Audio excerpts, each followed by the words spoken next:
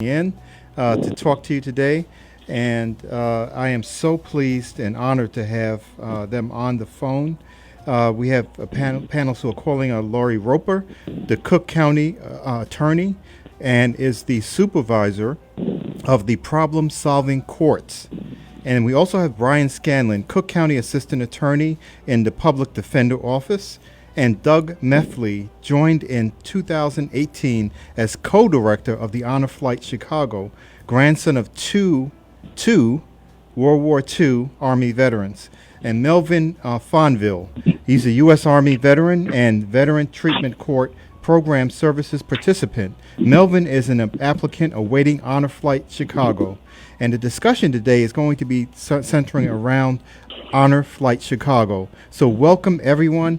And Lori, if you want to lead in and make some opening comments, and then we'll have everyone join in. And I want to say I'm still with you folks. Oh yes, Cliff Kelly, huh? Yeah. He's got to listen. He does such a great job. You know, we all love him. He said, yeah. Okay. He doesn't need to be here today. We got. I love him. Yeah, this is great. He's already made the introduction, and thank you much. Who wants to start off? Mm-hmm. Well, hi, Cliff. This is Lori. Hey, Lori. How you doing? Hi. I just wanted to say, first off, we're very, very excited to be on the show today, and we're happy to have Doug on the show. As you know, Brian is an attorney who is assigned to the Veterans Treatment Court at 26 in California in front of the Honorable Judge William Hooks. Absolutely. So we will have Brian give us some information on Doug and what he does with the Honor Flight, and Melvin, of course. Great. Well, Doug, of course, Cliff, it's great to be back again. Great, yes. Thank you so much for joining us. Go right ahead. I always get bragging rights by saying I know the governor of talk radio, Cliff Kelly. I appreciate that. I'd like to just start with, yes, we're in the Veterans Treatment Court, and one of our, as we've discussed before, our goals is about the self-directed life, and part of the self-directed life is that we reach out to groups that give our veterans incentives to really refocus on their lives, and part of this is the honor flights. People who have accomplished so much for our country and themselves get this ability to go see the memorials and to be how do I want to say it, to reinforce what they've done for us. And what we have here today, we have Doug, who when the participants reach a certain level in our courtroom, they fill out an application to be considered for the honor flights. And Melvin is one of my very favorites. He's such a great, gregarious and excited man to come here and meet you, Cliff. And I would just like them to be able to just say hello. That is great. Hello. How are you? That's fantastic, Brian. I'm right here, Brian. Thank you so much, and Cliff, and everybody for having me. And the way you described Melvin, man, I can't wait to get him on our flights. Thank you. This is just going to be a great thing. This whole thing with the honor flight. I think that I don't know how that started, guys, and lady, but it's such a great idea, isn't it? And Doug, could you tell us how the honor flights, the inception and the inspiration of it? Yeah, absolutely. So Honor Flights as a nationwide movement started back in 2005, and it was all born out of the World War II memorial. So that memorial wasn't completed until 2004, which is 60 years after the end of World War II. Mm-hmm. So by that time, so many of our World War II veterans were on fixed incomes or of an age where travel was tough. And so it was actually started in Ohio by a couple of gentlemen who recruited some of their World War II friends and took them to D.C. to see the World War II memorial. And it quickly spread from there. So our hub in Chicago is one of 125 around the whole country that have sprung out of this movement. We started in Chicago in 2008. And since that date, we've flown 95 times. and we've flown over 8,700 veterans to D.C., which is the most of any hub in the country. Oh, repeat that, please. That is just great. Yeah, so we've flown 8,728 total veterans. That's World War II, Korean War, and Vietnam War to Washington, D.C. And we were scheduled this year to have our 100th flight, but that'll wait. We'll have that very soon in the future, and we're really excited about that. That is. I didn't have any. Well, I know how great this thing is, but I didn't know it was that many people. I think that's just. And when was the last flight, Doug? So our last flight was last October. Was the last time we flew. We generally will fly between April and October each year. Otherwise, the winter gets a little dicey with weather in D.C. And here as well. But then with COVID and the pandemic and just the safety of our veterans and traveling, we've had to postpone all of our 2020 flights. How are they? I'm sorry, go right ahead. No, I was going to say probably the same thing you are about, Cliff. How does one qualify? Exactly. Absolutely. So we fly what we call our senior war veterans, and it started with the World War II vets. We expanded to include Korean War veterans in 2016, and then last year was the first year that we flew Vietnam War veterans as well. And what our qualifications are is that you served during a time of war, and we have specific dates for each war period, and that you were active duty and that you were honorably discharged, and that's it. We don't care where you served or in what capacity you served. What we care about is that you served your country during a time of war, and that service deserves our thanks. Wow. Wonderful. When you say wow, yeah. Yes. That's just amazing. I mean, to think that first that we still have many veterans who are, veterans from the World War II war and of the greatest generation, and that we still have World War II vets that can take part in these flights is just amazing. Sure. We do, yeah. We have about a couple dozen on our wait list right now, and we had a new one, a new World War II veteran, a 97-year-old gentleman from the south side of Chicago who signed up 2 weeks ago. So they're still out there. They're still out there. We're still finding them. Oh, that's wonderful. Yep. That is. I was fortunate enough, folks, to see a group because I happened to be at the airport. It had nothing to do with the honor flight or whatever. They were coming back, and it was just thrilled to see them. Just that they had been there, and that's a super thing that they're doing. Just continue to do it. Yeah. That's great. Well, Melvin, what are you thinking hearing all these great things about the honor flight? Well, I just like to say I think it's a privilege for me being a vet and being considered just for the honor flight. And first of all, I just like to thank Judge Hood, Brian, and Tamika Walker. I think that's a wonderful team, the thing that they do for veterans like me who's trying to pick their life back up together. I mean, since I've been in the Veterans Court, there's so many good things that happened to me. I was able to get off the street from being homeless. I got my own apartment. I got a job. I'm clean, and it's unspeakable now, that I'm just thankful that I had the opportunity just to be in drug court. I mean, in Veterans Court, it truly has changed my life now. And with the team I got working with me, Brian, Judge Hooks, Tamika Walker, and so many others, it's just a privilege. I just can't speak enough about Veterans Court. And Melvin, isn't that great? You could have that much. That's just great. That really is. Mm-hmm. And Melvin is a great mentor for the other people in Veterans Treatment Court. He makes sure he reaches out to them and shows them the progress he made. Isn't that right, Melvin?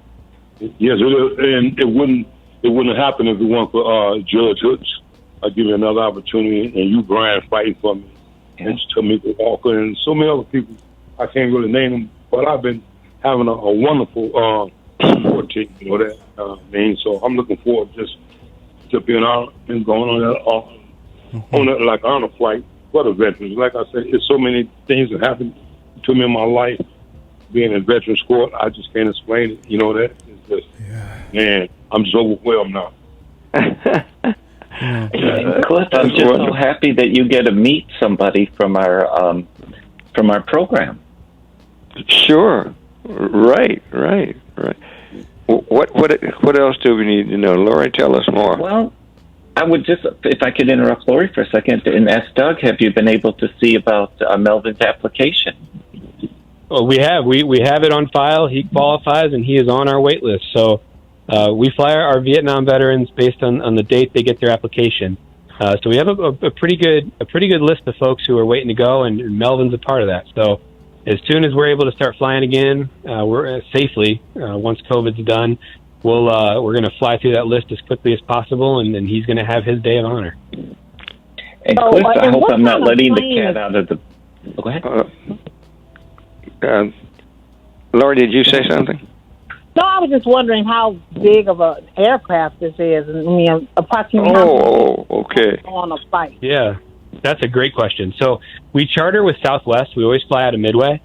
So we get an entire Southwest airplane just to ourselves. There are 143 seats on that plane, and our goal is to have at least 100 veterans on each of our flights. So every veteran that flies with us has what we call a guardian for the day, a one-on-one person who takes care of every need and every wish that they may have, makes sure they're safe and comfortable throughout the day. And a lot of those folks are actually veterans themselves or active duty military who we meet in Washington, D.C. So that allows us to have more and more veterans on the plane itself, which is great. So it enables us to fly, having 8,700 veterans that we've flown. We wouldn't have gotten to that number without all these great volunteers. That's wonderful. That is Does the airline acknowledge this in some way? Yeah, Southwest is fantastic to us. So they're fairly active throughout the Honor Flight network, but they kind of bend over backwards for us at the gate. We do some special things. We do some special things on the plane, and they always have for us our crew. Our flight crew and the flight attendants on the plane are always veterans themselves. So there's this camaraderie between the Southwest folks, and it's really cool. Yeah. And have you gone people that are working the plane? They're veterans. They're veterans, exactly right. Oh, that's great. That is great. I don't think I knew that. Yeah. And That is nice. So, Doug, is there anything that you guys are doing because you are shut down for COVID? Are you doing anything in place of the honor flights or anything like that, or are you just on standby? We are. So I wouldn't say it's in place of the flight because everyone is still going to get their day of honor eventually. But what we're doing in the meantime is we've started this. It's a really simple program, but it's made a big impact. And it's just placing yard signs like you'd see outside of someone's home for a graduation or something like that, that says Honor Flight Chicago salutes you, and it's meant as a personal message to the veterans on our wait list. And then on the other side of the sign, it identifies what war they fought in. World War II or Korean War or Vietnam War veteran. And so our volunteers have been going around to the homes as we go down our wait list, and we're going to get to everyone on our wait list throughout the summer. And they get to put the sign in the yard or a decal in a window. We have those for folks that maybe don't have a yard or want that as an option instead.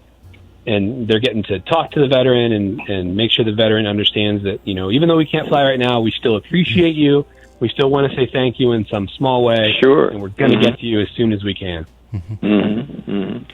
Well, I don't know, and I'm sure you do, how all this originated, but whomever did a great job because this is something, these folks should never be forgotten, whatever war it is, right?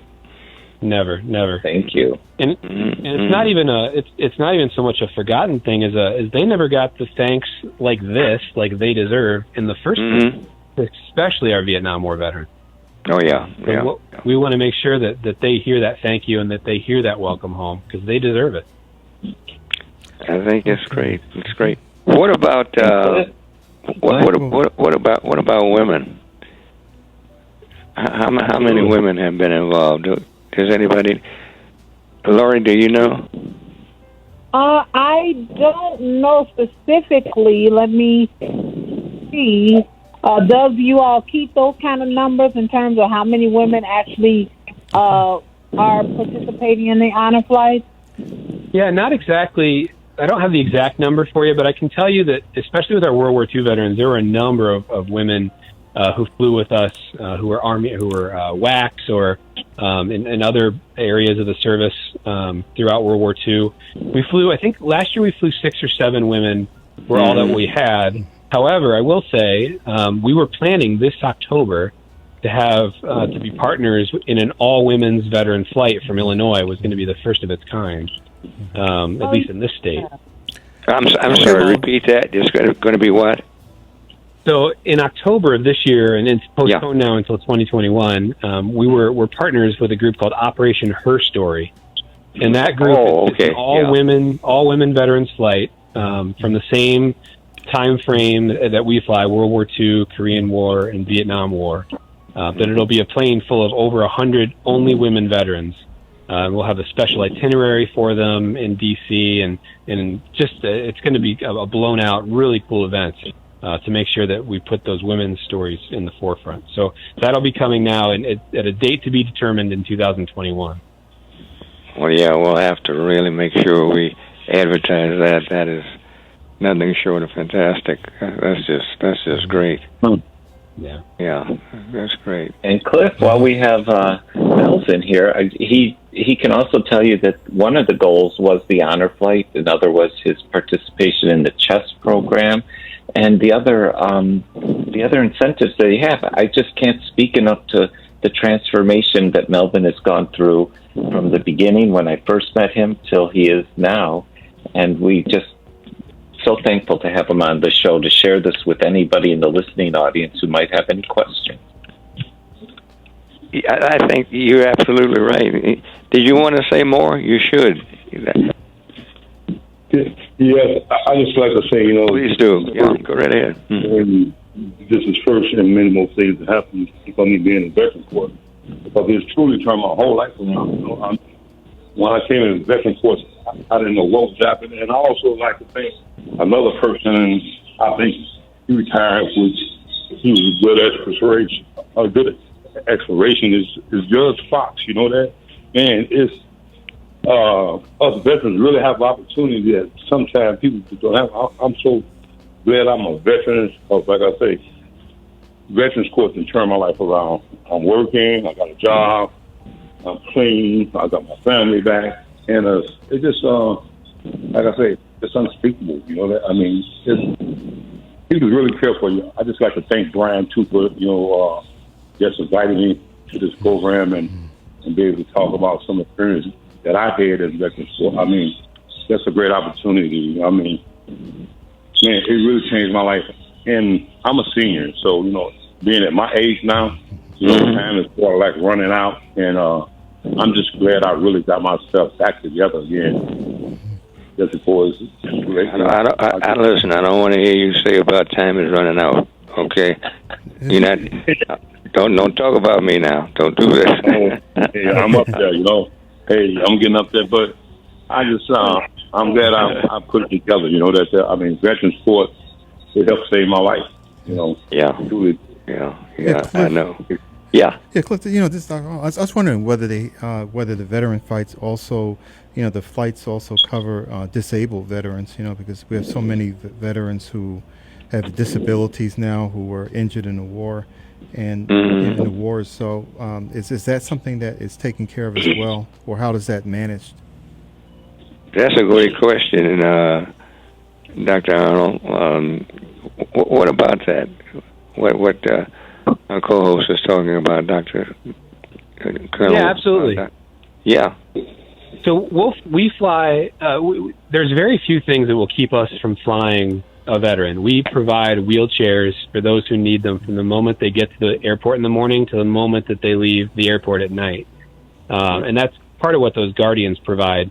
So we've flown amputees before. We have flown veterans who are blind before. We've flown veterans with a number of disabilities. And now with our Vietnam veterans, PTSD is something we pay very close attention to. in making sure the veteran is comfortable and safe throughout the day. So yeah, absolutely. There's very few things that will keep us from flying a veteran in terms of health and ability. That's great. That is really great. And of course, there's methods by which people can apply. And what is the way? What's the best way that someone could get at least be involved in consideration? Absolutely. So the best way, the easiest way, is to go to our website, which is just honorflightchicago.org. Just our name, honorflightchicago.org. Okay. And then we always have folks in our office, volunteers in our office, and if they're not there, we'll return every voicemail. And our number there is 773-227-8387. Okay. Repeat that one, please. Absolutely. 773-227-8387. That's great. That's great. I'm sure that's got to be such a wonderful event for so many people that would never even have a consideration, wouldn't even think about something like that. The folks who came up with that, and all the people that work with it, and I know most of you, of course. You just some great people doing some great things for some other great people. Yeah. How does someone find out more about the Honor Flight and sign up for it, or get more information on it? Do you have a website or phone number, or how do people find out about it? Good point. Yeah, Dr. Arnold wants to know that. Yeah, yep. Honorflightchicago.org is the best place to find out more information, and all of our applications are there. We'll put application in the mail to you. If you don't have a printer at home or don't, and you're not an internet person, we'll send it to your doorstep. So we'll try to make it as easy as we can to get you signed up. Okay, great. Now, Doug, is there any mechanism to include family members, maybe for an elderly person or somebody who just is afraid to travel alone? Mm-hmm. Mm-hmm. We do. So I would say about 20% of those one-to-one guardians that I talked about are family members.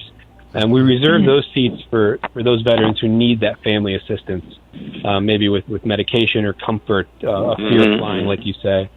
But otherwise, we try to keep our family involvement. There are some other ways that they're involved in the day that are really special that I don't want to spoil surprises, but we get the family as involved as we can.